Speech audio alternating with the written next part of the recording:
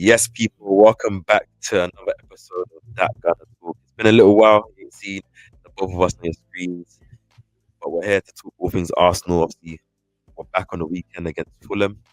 It's your boy Cape as Pauser, and I'm with, you already know, Gunner Street, Big Steph out here, You fam. already know. So, You already know. before I even get into starting this podcast, everyone, as you're tuning into this, go subscribe to Gunner Street. Go drop a like on this video. Go subscribe to Cape as Pauser. We're both on the road to 2,000 subscribers, and we're ready for Arsenal to take this running, and our channels to go simultaneously. So go do that for us, and obviously drop a like on this video, comment down below anything you agree or disagree with what we say in this. But yes, Steph, how are you feeling today? Been a little while since we've talked on cam, of course. How are you, man? Talk to the Bro, people. good, bro. A lot to talk about. It's been a while since I've really been consistently talking Arsenal. So hopefully, once international break is back, know that you're back, know that I'm back. Hopefully, the Arsenal also come back on good form too. So hopefully, we pick up where the boys have left off with good form. And yeah, man, just happy to be here. Good to talk more football with you, bro. As always, you already know.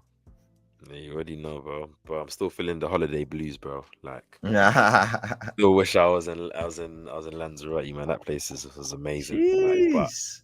Like I looks feel like it's beautiful, really bro. relaxed me. It's really relaxed me. Obviously, Stefo, as I said in the stream of Waffled on this, Stefo added an extra layer of melanin to the skin. Sun just kissing me and that. Mm-hmm. So can't complain. But It looks like you're bouncing digressing. though, KP. It looks like you're bouncing no. Funny enough, obviously we're recording this late. Obviously, this is after midnight UK time. Obviously, but Exactly. I think I'm just alive, and I think I'm with Dre's. When Arsenal's back, I'm a bit excited because obviously Nah, yeah, international break makes you appreciate and miss your team a lot more. that's Because normally you though. I must say it. Anytime where Arsenal are gone for like a few weeks, you always message me and say, "Oh, bro, I need Arsenal, bro. I need some." Yeah, bro. You do. I'm You. addicted, man. It's very true. This is a common theme with you know.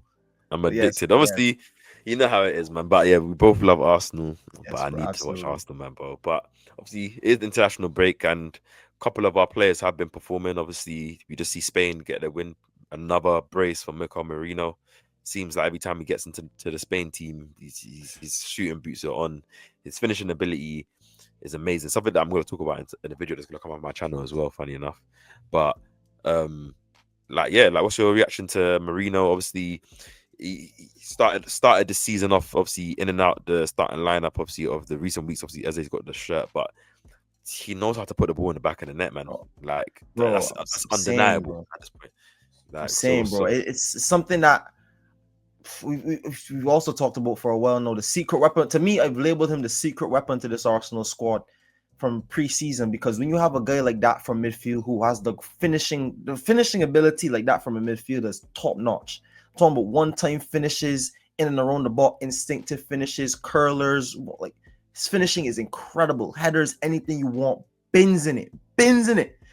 No. So first of all, I say credit to Mikel Moreno for having this uptick in form because when we signed him from Sociedad, when I did profiles on him, he was never Yeah, really like touted as a goal scorer when he didn't when have I, any when, of when this we did this his game. research on him. So to develop that aspect of your game, working on the Mikel Arteta, clearly something was seen and clearly he's put in the work and put in the effort behind the scenes to get that in him. But yeah, man, I think this he people talk about Mikel Moreno not being quality or they have their rights to say certain stuff. And I think one game people might label him bad was a City game. And I watched it in person. He was not good against City. But there's a lot of times where Mikel Moreno's performances can go underrated. And I hope we see a lot more of kind of these kind of performances that he has for Spain in the Arsenal shirt, especially from midfield, to kind of really make generalized fans really see what I think others have been seeing for a little bit of a while now. But credit to Mikel Moreno for the 2 goals, man. Absolutely nice to see him get 2 goals.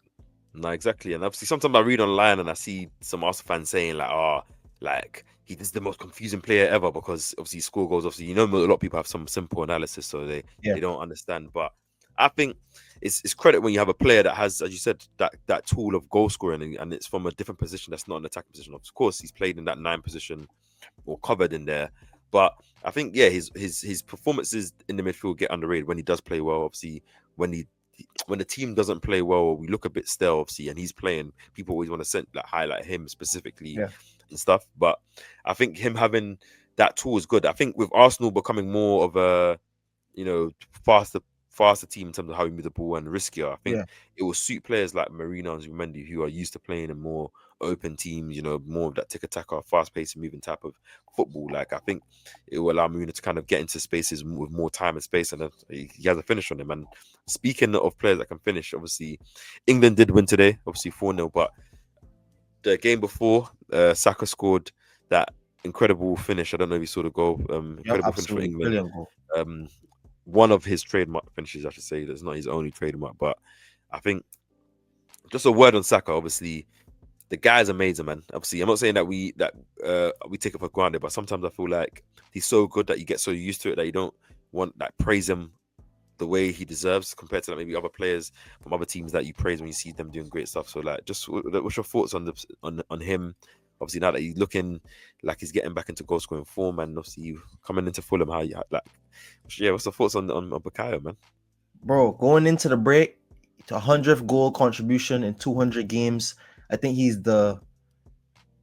definitely in the top 10 of youngest players in Premier League history to do it. In the top 7 of Arsenal players of all time to do it. Only 7 Arsenal players have done it before him, I think. And I think he also was like the 3rd or 4th youngest amongst those two do it. So to be able to have 100 goal comps in the Premier League alone at 24 years old, when you started off as a left back, again, more credit to Mikel being able to develop players into positions and adding that level of consistency to their game. Saka has grown from being a top prospect for Arsenal just in general, and then coming through as a left back. Yeah, we saw he was talented. We knew he had a cross in him. He was always one of the highest assisters in the team since he broke through. But no, to add the goal scoring, and we're seeing it on a consistent basis. And you talked about the trademark finish. That, remember the United game, he scored that goal so many times. We've seen it fly off his foot. He scored it for England at the Euros a couple of summers ago now. So listen, we all know Saka is a quality player. I think last season before his injury would have been 40 goal contributions for the season. I thought he was on pace to even break the Premier League assist record, but how he was assisting from the set pieces as well as just overall play was brilliant. But I think we talked about it last season going into this season. We're starting to see a Saka that starting to take the mantle of, this is my team. When he takes the penalty off of Gyokeres, it's not a slight to Gyokeres, but this, I'm going for a milestone. I have the armband. This is my team. And I do like to see that a little bit, honestly. People were talking about, do you want to see him take the ball off of your main guy? Yeah, if my main guy is bagging goals, yeah. If a team is winning, I don't mind. But if Saka is the main man of this team, like, I don't want people to get confused. Like, Saka is the main man. Until Gyokeres puts the ball to the back of the net, shows what he could do in an Arsenal shirt, he will then be thinking. And I'm not saying Gyokeres is bad. I don't want to start this Gyokeres versus Saka thing. But again, Saka has grown into the man, the Arsenal man, the man at the club. So it's good to see him really, player, man. Yeah, good to really see him taking that on, because some players, they don't want to shoulder that burden. They're more kind of like, yeah, man, I know I'm the guy, but I still like to divert. Nah, like, this is my thing. He talks to Thierry. Thierry even said Thierry messages him about certain records. Nah, man, I'm on that. You want that? I want this record. I want this. I want to win this. He wants to win PFA Player of the Year. You don't think Saka wants to win that? Come 100%. On, man. Come on, man. So which is why I credit him. Which is why you have to. That's why you have to love the player, man. I like how last season you saw him like scoring the goal, the attitude in the celebrations. You can tell that it was a bit more of that, like, no, like, stop thinking I'm this nice guy type guy on the pitch. I'm a killer, and he's taking it into the season. Obviously, I'm happy that he's getting back into fitness. Obviously, he said himself, I think, after that England goal, that he said he's not even back to he doesn't feel like he's fully fit yet or back to his optimum best, which means obviously hopefully he can continue to get there, which obviously he has only kind of been back from his injury a couple of weeks anyways. But true. Like, I'm happy that he's got this goal scoring taste now. Hopefully he can continue it. Obviously Eze got a goal as well for England today in the game as well. I watched his goal, good goal as well, cutting from the left, kind of. Saka got an assist as well today. Saka, I don't know which goal he assisted, but I think it was for Kane's goal, if I'm correct. So Kane's first goal. So the players are performing. So I'm happy. The main thing, no one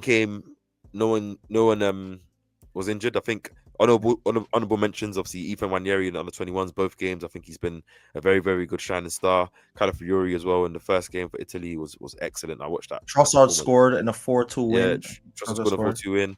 And I think Timber has been playing centre-back for Netherlands, which has been nice. But I think they've been playing more of a back three where he's been drifting out. So it's kind of the same thing. But like, happy that Arsenal have had another positive international break.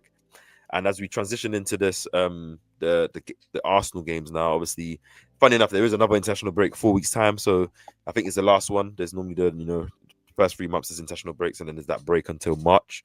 So we have a run of games. Obviously, I will name them now that are I would say favorable. Like we Yeah, have, that's fair to obviously say. our first six fixtures, and obviously minus the Carabao Cup and let's say the Champions League fixtures were a bit, they're tough. Man Yeah, United away, Man City at home, Liverpool away, Newcastle away.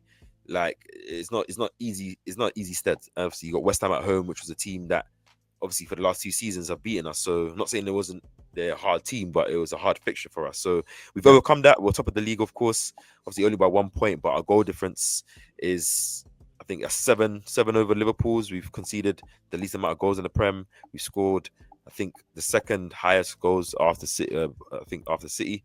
So it's looking good, isn't it? And we've got Fulham on Saturday. Obviously away ground again in the last 2 seasons that we've dropped points. So draw last season, that last minute Saka goal, I think from that Martinelli cross that got ruled out because of the offside. I don't even remember no, because got it was it, just bro. offside that was Got it, pain bro. because I celebrated Got that it. one heavy. And then obviously the year before where we had that poor performance, and we were wearing Mhm. that green teal kit. I remember where, yeah, like, it was just poor. It was on. I think it was the day after. Was it Christmas or around that Christmassy period? I think Yeah, the it game was, was. bro. It was, bro. So yeah, we got Fulham away, and then obviously after Fulham away, we got Atletico Madrid in the Champions League. That's at home, which will be an interesting game. Um, get to see Julian Alvarez. I can't lie, first time he's been on one this season. Just to Yes, digress, yes, obviously, yes, yes. and then obviously we move on to Palace at home, Brighton at home in the Carabao Cup, and then Burnley away, Slavia Prague away, and Sunderland away. So 3 away games to end this run before the next international break. Um, Steph, the question I pose to you is I think and I expect, especially in the Premier League, that Arsenal can get maximum points out of all of these games and obviously progress through the Carabao Cup by beating Brighton. There are some games you can circle, Palace, Brighton, Fulham, teams that can cause you problems. They've got quality players. They do play that kind of mid-blocky type formation that we've spoken about many a time. I think we can go 7 for 7 because it's 7 games. Definitely 4 for 4 and build some momentum. Obviously, I think we're on a 2-game winning streak. We're Yeah. basically unbeaten since the Liverpool loss, so it's not I like our think that's form is bad. six undefeated in all comps. I think I saw. There you go. I think only like 2 goals conceded in the Yeah, Newcastle yeah, and City game, but with 2 Premier League games on the bounce. I think we've got 4 Premier League games: Fulham, Palace, Burnley, Sunderland, and then obviously we've got yeah.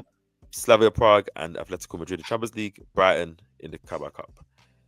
What's your thoughts, Yeah. bro? Like, what's your expectations? Let me say that. Well, What do you believe Arsenal can do, and what's your expectations from these games? I'll start off saying this.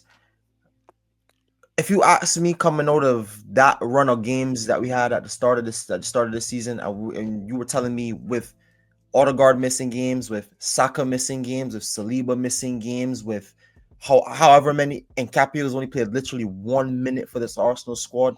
Guys have been in and out. Madueke started hot, but also got injured. And you tell me we're top of the league going in. I mean, by 1 point, but still top of the league. I snatch your hand off. I snatch your hand off. And not only that, I'd say we're playing the better football than anyone else in the league right now, top to bottom. And I said this when we lost to Liverpool. It didn't sound like a sexy take to have, but I still say we were the scariest team to watch because people were saying Liverpool haven't clicked, but neither have we. And we had a rougher start than them, arguably. So, okay, I say all that to say, And more signings too. and more signings as well, yeah. So I say all that to say this. I expect us to go on a run. Now there's some difficult games here. You already mentioned Fulham. Palace, we normally have been doing well against them, but I remember last season, at the back end of last season, once we started to like focus more on the Champions League, Eze scored a brilliant goal. Mateta chip right up from far. They scored two Yeah, one. I was at that game live. I It was remember at watching that two Mercedes. two Yeah, wonderful goals they scored against us. So I mean, there are games in there. Burnley newly promoted. We should be scalping them. Sunderland have had a good start to life in the Premier League, but we should be doing our business against them. But I say all that to say we should be winning, man. And I think we need to capitalize on Liverpool not being at their best, because this is what should be the area where, okay, we have the depth now. We've talked about it. We have the quality. Just go out there, and it's so easier said than done. But we have to get the results on the board. It's easy to say Liverpool haven't been performing and Liverpool haven't this and that, but if you don't go out there and put the points on the board and do what you have to do when it's your time. And one thing we could give credit to, last season, Arsenal weren't really capitalizing on those moments with Liverpool. And I thought that we really could have made it sweaty for them and they might have crumbled. But last season, when we had a chance to follow it up with a good performance, we didn't. We already see with the Newcastle game, they dropped points. We show that we have the balls to go away from home at Newcastle and win games. So that shouldn't really deter my mind from saying we can't beat Fulham, we can't beat Palace. I think we could win all these games. I think we're favorites in all these games. So I'm expecting maybe not be flawless, especially the fact that we're playing 3 straight away games in Burnley, and then Slavia Prague, and then Sunderland. But if you ask me if we can win all, yes. Would I be surprised if we do? No. Would I be surprised if we lost? Yes, honestly. But maybe one slip up I'll give, because that's how football works. Rotation, bad moment, bad game. But I hope it's not in the Premier League, honestly. If that's probably the league I'd not wanted to be the most, honestly. I'm not giving us any excuse to slip up. I'm not going to necessarily say I'm going to be blasting online saying, I'm going to get the manager out, this player's that dead. But I think where they've done well to, as you said, narrowly just lose to Liverpool, should have beat City, but obviously it's a tough team. That's going to be teams that we're going up against the title with. The way Liverpool look, as you said, obviously they've had 2 weeks now, international break, to, for Slot to kind of reshuffle things, to try and sort out the defensive shape and try and get them playing. But obviously with the Konate injury now that he had to lead the international break, they're down to 2 centre-backs. Joe Gomez is already an injury-prone player. Their full-backs aren't the best. And I think a lot of people now who kind of obviously saw the Isak signing, obviously I'm digressing a bit to Liverpool, but saw the Isak signing and put Liverpool as their favourites or clear favourites. Not saying it because they didn't believe Arsenal could do it, but just more they were blinded by the statistical kind of nature, like, oh, they won it last year, they're the champions, they added this, like, oh, do you know what, they're the best. Like, do you know what I mean? Like, kind of not simple analysis, and they didn't really deep that Liverpool's biggest problem was the defence, that they kept the majority of their players fit last year. They still had a lack of defensive depth, and they've employed players that aren't necessarily the strongest defensively. Obviously, they're unlucky with that player that got injured.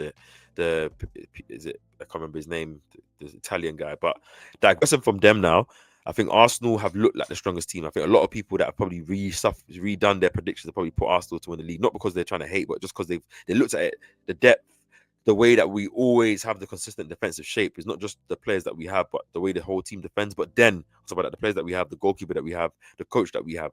And I think that always gives me confidence. And I think we've seen this team go on runs of games. Start of 22-23 season, that first 15-16 games. Then the end of the 23-24 season, that last 18 games where we went 16-1-1. Like, this team can go to away grounds and shut up that crowd, smoke them out and end the game in the first half. I've seen it. And we started off the season with multiple clean sheets in all competitions, bar the 3 games of the Premier League. We've got clean sheets, so clearly the defensive good. We're scoring goals early a lot in the games now compared to prior. And I think we're still waiting for that killer game, outside the league games where we kind of put a team to bed early and kind of dominate them. And I think it will come. But as you said, like, I think we have the squad for it. I think players are coming back in form. Obviously, we've got some momentum. Obviously, off the back of the before the international break, and the fact that we're first. And I think, as you said, obviously Liverpool don't have the most desirable run. I don't say they have the hardest one, but they have some tough fixtures coming up in this next 4 Premier League games, and I think we can capitalize in trying to maximize our points in fixtures that you'll say are more favorable. That's just what I feel like we can do. And then obviously you build up momentum that way because you put pressure on your rivals by default, but you also build up that good belief and structure. Because if it is our year, we need to have a moment where we look like we're the best team and we're dominating and we've made the first move to to say like, oh, well, we're trying to take this league. Like, what are you man on, essentially? Like, do you know what I mean? Yeah. So stamp that, yeah. So that's just what I think, man. And obviously, it's going to be interesting because we're going to be without Odegaard for this whole international break. This next period before the next international break, because obviously of his MCL injury, which is sad. Obviously, hopefully he's able to recover quickly. Obviously, I'm happy that it's only a short period. Obviously, so which it's not to say that bad. Obviously, I feel sorry for Odegaard. As we said, coming back to a baptism of fire though, because after that run. We've got some tough games still. Serious games. Which is where you want your captain Yes, to exactly. obviously come back and obviously seeing how he came on against Newcastle, back from Yep. injury, so and then obviously playing well and influencing the game, and then his run after. Then I'm confident that this season he looks back to the Odegaard that we Yes. love and know. Yes. Like that's all I've Absolutely. asked for. Obviously, you know me, I've criticized him for the last couple of seasons because I expect more of him. And obviously, I've said, end of the day, he could be a player that could get moved out. But if Odegaard returns to the level or even surpasses the level that he has been at, I can't lie, don't ever move that player because his grace that he plays with is amazing. But without him, obviously we're gonna have to find alternatives. Obviously, Eze has been playing in there; he has been playing well in there, in my opinion. And I think a player that will have a lot of minutes and a lot of say now is also Ethan Nwaneri, as we spoke Yes. about him being on 21s. Obviously, he hasn't had as much minutes so far this season. He's played obviously in Odegaard's absence in the 2 home games against Forest and Leeds, and then he started in the Carabao Cup game, which I think he was decent in, but he hasn't really played much since that. What will be your expectations of Ethan? Obviously, if he does get obviously decent minutes in the next 7 games, or at least a couple of starts, like what's your expectations of him? Because I feel like he needs to also try and stamp his place, make his name, like get some goals, like and show that like Yeah. when the captain is back, as well as Eze, or even put Eze under pressure, where it's like, hey, if he's not pulling his weight, I'm there, coach. Like, what do you expect Yeah, from and I thought he those? did that because the first game Odegaard went out with a shoulder injury. He came on and we looked really good. I remember Zubimendi and Mikel Merino played next to him as well. I can't remember. It might have been a Forest game. He came off the bench and he played well and he came in the 10. But I say that some of his goals last season. You look at Nwaneri last season. The goals in the Carabao Cup were absolutely outstanding. The finishes against City, some of his goals last season coming in from the right were absolutely top class, and not only just coming in from the right, working in those half spaces, playing with that link up play, being able to have shots on goal is kind of like something I do want to see because I want to see us take more shots, not even just necessarily from in and around the box, but just a lot of creating more chances and getting our players into those positions. I thought Eze in the Newcastle game was picking up those positions very very well. So that's just, I don't know if it's obviously Eze is a good player. I mean, Eze knows the position well, but I would like to see Ethan pick up that when he does get in, pick up those pockets of spaces as well. Not even just for turning, but for getting shots off. Find yourself at the edge of the box because we know he has a wonderful shot on him, and he can get goals. Some of his goals last season were absolutely outstanding. But I don't put a lot of pressure on Nwaneri's minutes specifically. People was saying last season, when is he going to get the game time? Ultimately, his game time did come, and maybe might not be in the most favorite position off the right, but his game time did come, and it's been shown that sometimes the manager would go to him in a certain stance. I just wish in certain areas, I don't, and I say this, when he went with Eze and Odegaard right before the break, I think he's hit something. I think he hit something for those kinds of games. I know we're going away to Fulham, but I want to see in this run how stringent is he going to be to the prior ways? Are you going to continue to play Zubimendi, Mikel, and Eze, which I think was also going to work. I think it's also going to work and win us games because we just talked about Mikel Merino being a good goal scorer and finishing in and around the box. But also too, Nwaneri just gives you that X factor as well as Eze in and around the box. And when you dominate games, when we're dominating possession with Zubimendi at the pivot, how good do we look? I mean, not forgetting me. How can I even mention Rice? How does Rice fit in there as well? So I'm not worried too much about Nwaneri and his minutes. His time will come. His game time will come. There are a lot of games. Guys are clearly getting injured and will be coming back throughout the season. So as long as he finds himself in the right opportunities, he just has to take them. And I think he has the ability to take them. You talked about him going away with under 21s, not getting as much game time for Arsenal. He's done well. He's proven that that's a position that he could come back to and consistently be performing there. They gave him a better score number. He knows where's the 10 win before. He never used to really start much games at the under 21. So that kind of responsibility and seniority is now being given to him at that level. So I want to see him just continue to grow and develop in certain ways. And same thing with Lewis-Skelly. Tuchel's coming out speaking on his name, saying he needs to play more minutes. He needs to do X, Y, Z to get in the national team. If I was Mikel Arteta, I'm going to the guy and saying, don't worry, you're going to get your game time. All I want from you as young players, play with that freedom, play with that confidence. Because last season, you two were a breath of fresh air when things were not going good for us. So keep that youthful exuberance, keep that ability to play, keep that freedom to play, because Lewis-Skelly, brilliant on the ball, Nwaneri, brilliant on the ball, and they both bring something to this team, an X factor to this team. So I don't really fear Nwaneri's minutes. Just when you get the chance, take it. That's all I ask, bro. Yeah, that's what it is, man. At the end of the day, What about you? What do you think about Nwaneri? and obviously, before I even get to Lewis-Skelly, like with Ethan, I'm not worried about his minutes. Like he's signed a new deal just recently. I think it was last month. Like he's 18. Like he's the future of our team. He knows that you've seen the interviews here. He wants to speak. Obviously, if it's 2 years of him not getting that much minutes, I'm pretty sure he will look at it. But I think he's gonna understand that there's older players, more ready players that are in front of you that are competing for positions with you, and we're going for a title. We're not just at the stages where, like, you know, Saka was breaking in, where we're not so competitive, or the players that are senior not as good. So his time will come, man. But I think in moments like this where Odegaard is out and he's not going to be available is where, you know, we're going to see a bit more of Ethan. Is where, like, I think he will take a chance, because I think he has a bit more to offer than just being that interior number 10 that just stays very high and receives the ball and, you know, cuts in and shoots. I think he can do the drop deep and dictate and influence the game, play balls and stuff. And you've seen it how he's did that against Forest. To be fair, then he was really good at it against Forest. He's very, very, very good against Forest. A very good player. Help set up Saka's goal. Yeah, if you remember. And again, and for in the 21s, as you said, he's got the 10 shirt. He thinks he's played 90 minutes both games. I've been watching, doesn't get subbed. They find him a lot. He's one of those guys, isn't it? And he's growing. Like, he needs the minutes to continue to develop. And I think that's the main thing with him, just developing.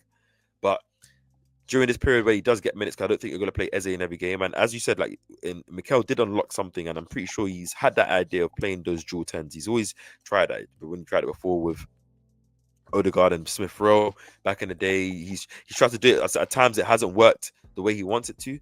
I think he did play Eze, obviously, against Port Vale, but he did play Eze and Nwaneri in, you know, that dual 10s against Port Vale with Odegaard behind him. So he has used that before, and I'm pretty sure maybe a game like Palace at home, you know, maybe a Burnley away or Sunderland away is one of those games you can try it where you know you're going to play a low block from the jump, and it's instead of playing, you know, unless you know that they have aerial weaknesses, and then maybe you want to exploit that way. If they're just a normal team that, you know, defend well, you have players like Nwaneri and Eze that can shoot outside the box, and that's where you'll see it. But I think if they play however Mikel wants to do it, I think whenever he does play, he should just be influential, because I think because of the high competition, I want all the players to eat. Like, everyone that scores and, you know, assists and influences the game makes it harder for the manager, and stakes their claim to be used more, and makes it harder for him to kind of leave you out of the team. I don't want anyone to kind of like say, okay, they're not really performing or adding anything, so it's an easy drop. Obviously, moving with Miles, obviously a similar thing. And obviously, you heard what Tuchel said. He did play today. Obviously, England don't have anyone fit right now performing with Lewis Hall out, like a natural left-footed left back. I think Lewis-Skelly is one of those players. Obviously, I know Tuchel is trying to create a competitive environment because he doesn't want the players to play, but I think it's tough for Lewis-Skelly. And again, similar to Nwaneri, he's 18. He is very good, and he is a star, but it's not like he's a given star. Like, he shouldn't be a given star in a world-class team. I think you're gonna have a high competition for your places. You got to earn it, which is gonna help him improve at a faster rate to where as he matures, gets to 19, 20. You see it with a lot of players around you all the time. Look at Zaire Emery for PSG. He started a lot of games.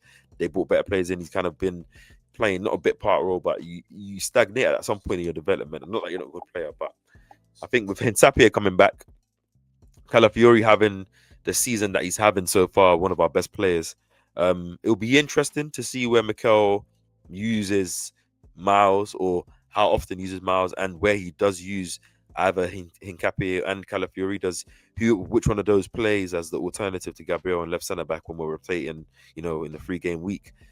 Is it Calafiori that, you know, moves in and Hincapie, you know, stays left back, or is it Hincapie that moves in and obviously Calafiori kind of stays playing where he is, or does Mikel want Calafiori to kind of invert from centre back and, you know, have, you know, Capie overlapping, and, you know, maybe these are all the options that we have based on the profiles that we have. And obviously with Miles, I still think, and as you said, I think his long-term future is CDM. I don't know that's going to happen this season, but I think he'll get used there. But I think he'll play left back. I think he'll be the rotationary left back, and hopefully when he does play his minutes, he's able to show a level or show aspects of his game that maybe Calafiori don't have, and that kind of, I think he'll have his period where he's going to have the starting shirt. It's just football right now.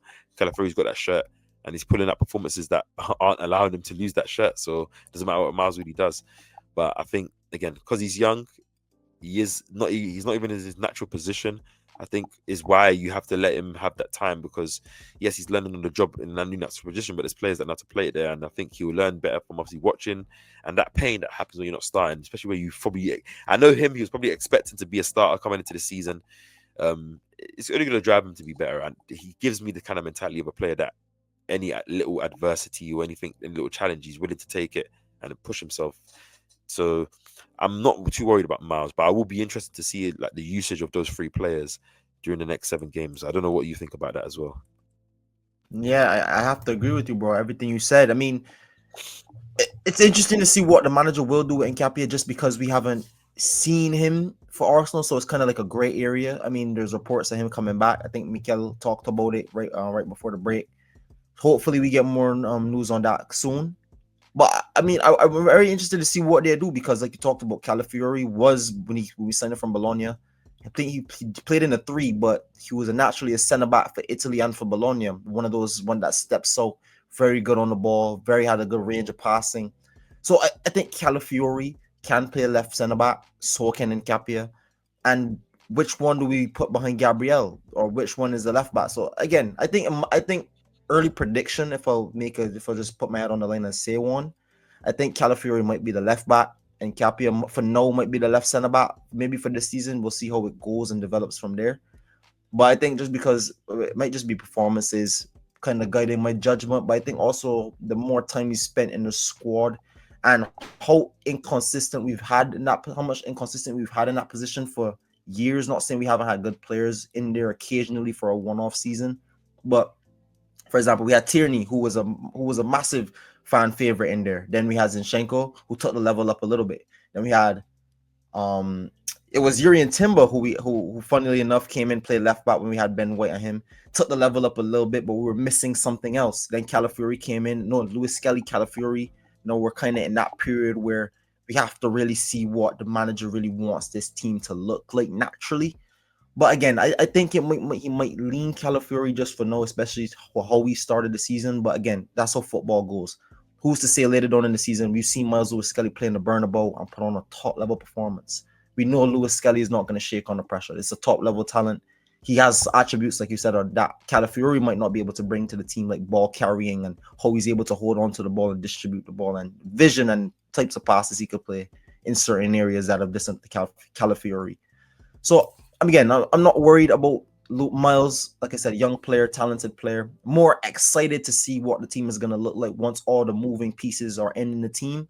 And again, what does our B team look like? Because we talked about it going into this summer.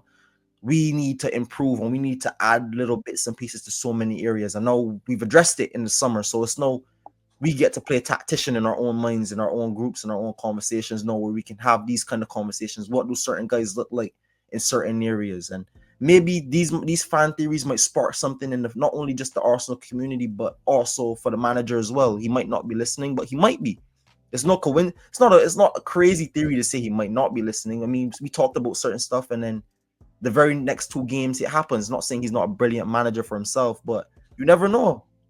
So hopefully we could play chess now with these own pieces that we have now, and that's really the beautiful thing to be as an Arsenal fan, man. Just happy that we have the pieces and we don't have to worry about overplaying Miles Lewis-Skelly after having a long, grueling season, and then coming back and worrying about him suffering, playing consistently week in, week out again on those young legs, and then going into a World Cup, and then coming back for 26, 27 on those injured legs. So happy we have the rotation, happy we have the abilities to do what we can do now, man. That's all I can say.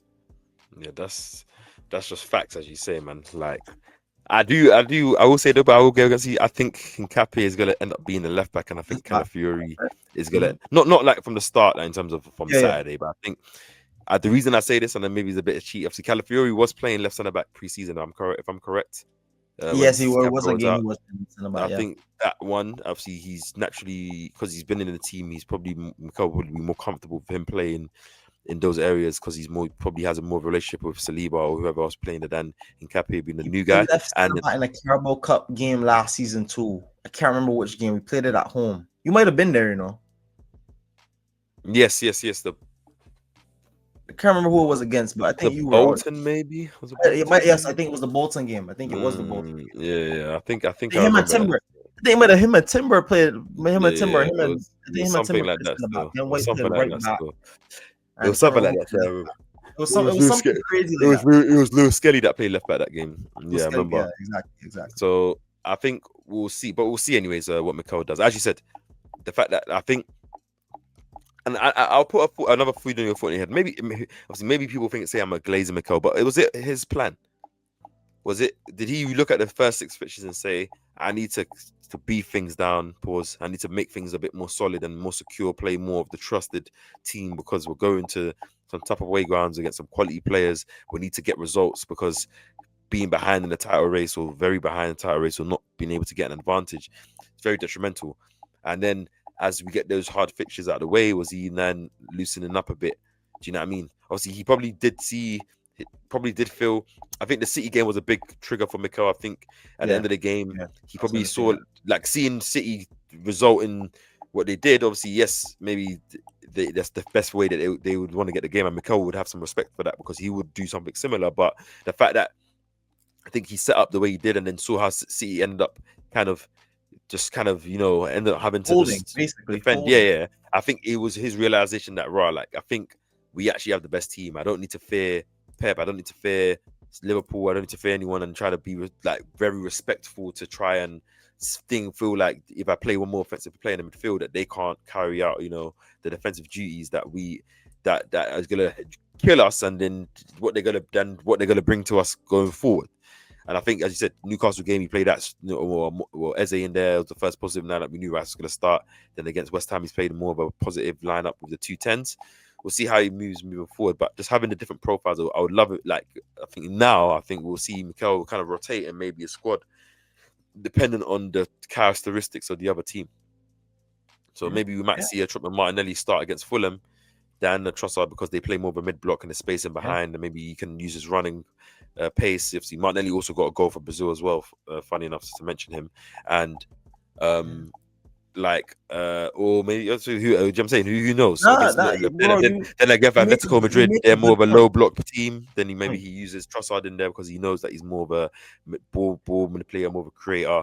Like who knows? But either way, I think that's what we will see, and that's what I want to But see. By the way, I say this is always, and I agree with you, bro. Because when you made that point, you might have said this is Mikel's plan, but I think overall it might have been in general, and I don't even want to start the Super Mikel Glaze thing as well, like you talked about. But when we signed him, we knew I think he was playing a 3-5-2. That was not what we want. That's not what he wanted to play ultimately. But he did what he had to do. He took the ingredients, made a soup with what he had, and we got what we got. And he developed, and he put in the hard work to develop what he wanted to develop. So no, I think what we saw in those early days was we have a manager who can adapt to certain situations and do what he has to do to win. No, you can play your football and you have the pieces. No, I want to see on a different level, on a higher scale. No, play your way, but also still adapt to different situations the game might throw at you. So I guess it's not fully out of the realm to say that the City game was probably the trigger in his mind to go a bit more freer in his lineup, because look at how he lined up in the next couple of games after that. Definitely more attacking in those lineups, especially even going away to Newcastle the way he was. That was a brave lineup. I don't think people give that a lot of credit, especially with the media pressure he was facing, going 1-0 down and still coming out with that victory. Say all that to say, it might be not a master stroke. I don't want to come out and say that, but yeah, bro, it could be his plan. So I'm just very But I think I'm noticing some trends in it. Like I'm noticing, like he played Forest. He played Forest. He played the Merino. Obviously, he did rest Rice, I guess, but he played Merino. What I think Marino Nwaneri or Merino. Oh no, for Odegaard Odegaard started the started the game, game. It and was then Nwaneri Odegaard. It came was on. this Yeah, yeah. Then also said that midfield. Then Odegaard got injured yeah, when we got came injured. on. And then you're facing West Ham. They're more of a low block team, especially if they got Yeah, Nuno now. So then you're facing Newcastle, who've always been a low block team, especially against the bigger teams, even at home. So it's like when he's anticipating maybe we're going to be playing these low blocks, it seems like he's going more with an attacking offensive lineup. yeah, So maybe one thing to note, or maybe we can note it as we go through the weeks, that when we're coming up against a low block team, maybe we're predicting our X stars.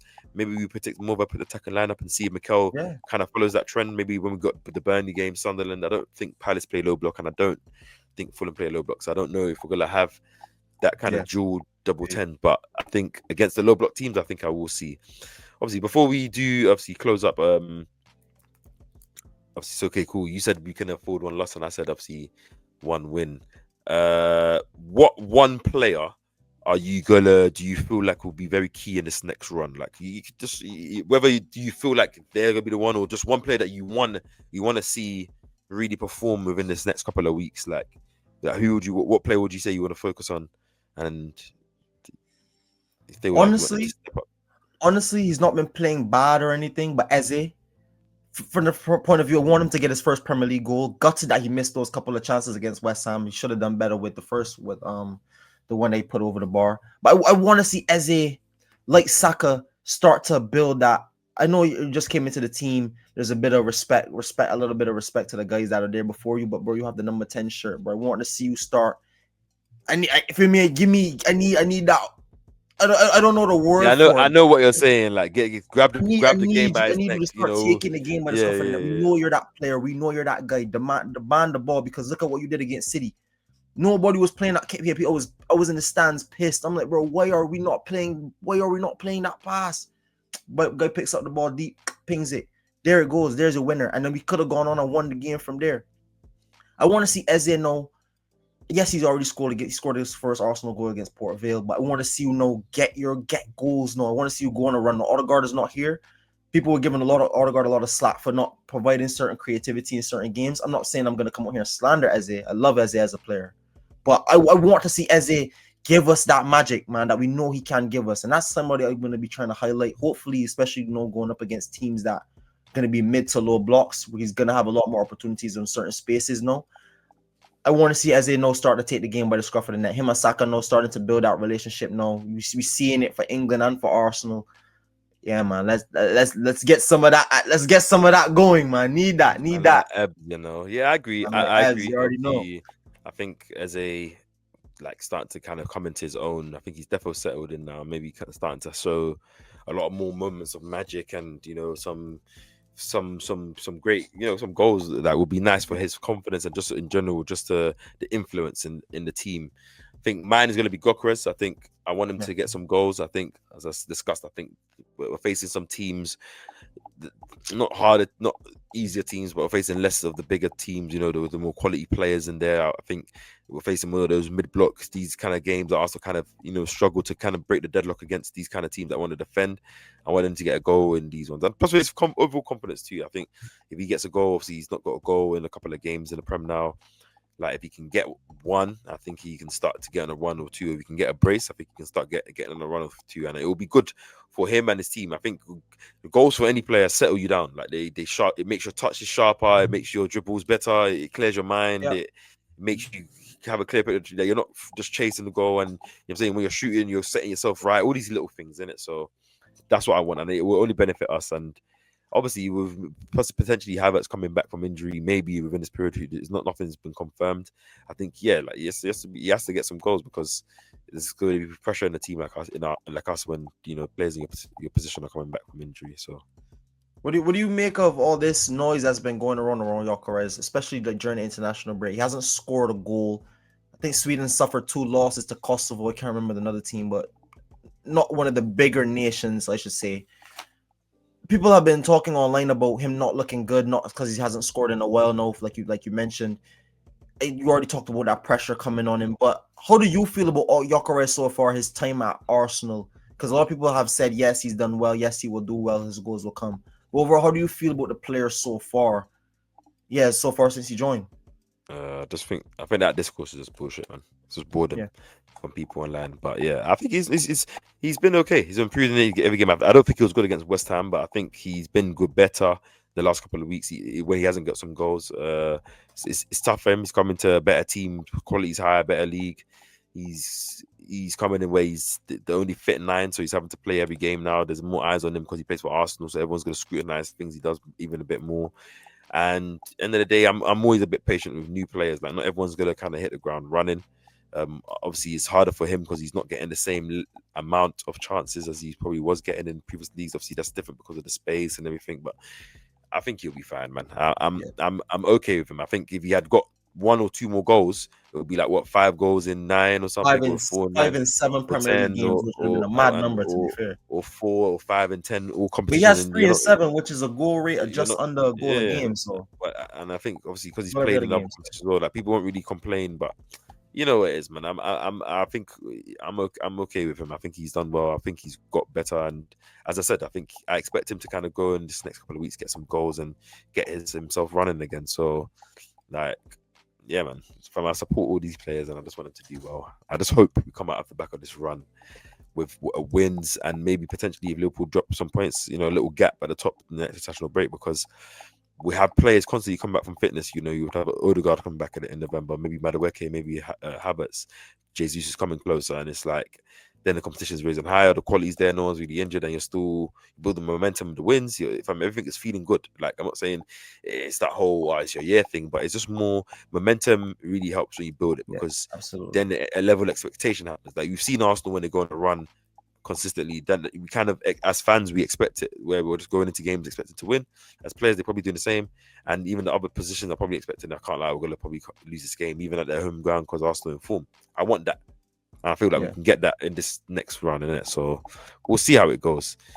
Do you have any Well, final listen, I'll thoughts, say bro? this: if we come out of this run undefeated, and let's just say we win all 7 games, it's 13 in all comps, and then you're starting to look at numbers and saying, I mean, coming back from that break, you got Tottenham at home, you have Bayern as well, so those We've are got difficult games to come back Chelsea to. away as well. But then if you start to string together a run of 13 games here, 8 games here, 9 games here, that's form to win at least a major in some competition. That's form to win you something.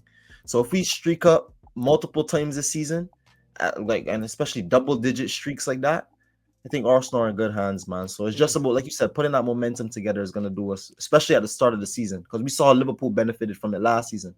They put a run together at the start and never really been able to chase them down, especially No once one we else got chasing injured. down, and that's all it's about, man. And it just builds up that pressure, builds up the momentum. I think we can do it, man. Yeah. And ultimately, as long as we continue to get the clean sheets and play well, I think I don't feel like this is still a new team. They haven't fully clicked and got the chemistry hasn't fully flown, and with all the players knowing how to play with each other. Like, so if you're doing that and getting to the second half of the season where those things start to naturally click, you have the January camp, and then you're sitting at the top of the Premier League, maybe. Because I'm gonna put my chest out on here before we go. I don't think we see second again.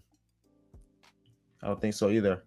I don't think I don't so think we see either. second again. I So, don't think so either. like, that's not saying that I don't think it can happen, and I know obviously people on the clip and say that's fine, but I don't think we see second again. I think if we can go on this run in the next couple of weeks, then I expect us to continue to capitalize and maximize points. So hopefully that will be it. People, that's us. We've come to the end of this pod. Please hit subscribe buttons. Please hit subscribe to Gunner Street. Please go like this video. Go hit subscribe to Keepers Pauser. We'll be back with another video together soon, guys. I hope you've enjoyed this pod. It's been nice. We've covered a lot of topics, and yeah, hopefully we can get consistency to the weekly pods again with Keepers Pauser and Gunner Street. I appreciate you guys. Arsenal's back, and we'll catch you guys in the next videos. Please keep on the lookout for on both of our channels for the content that we drop on it. And we catch you guys in the next videos. Been love. Love. Peace.